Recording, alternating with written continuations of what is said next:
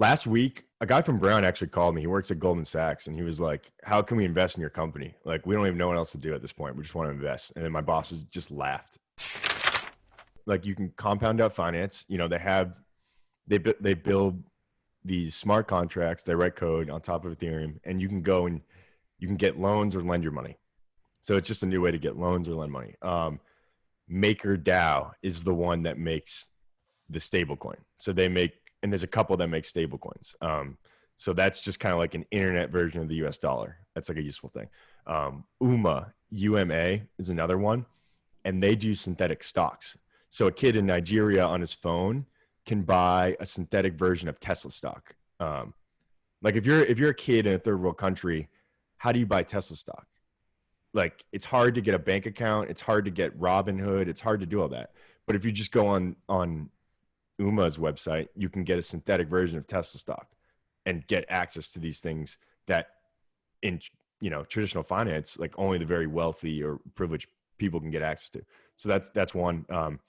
Synthetics does a similar thing, but they do like synthetic versions of other currencies. So like, if I want exposure, if I want to long or short the Japanese currency, I can do that from my phone now, and anyone around the world can do that. So it's basically replacing New York in the whole financial sector. Yeah. Last week, a guy from Brown actually called me. He works at Goldman Sachs, and he was like, "How can we invest in your company? Like, we don't even know what else to do at this point. We just want to invest." And then my boss was just laughed.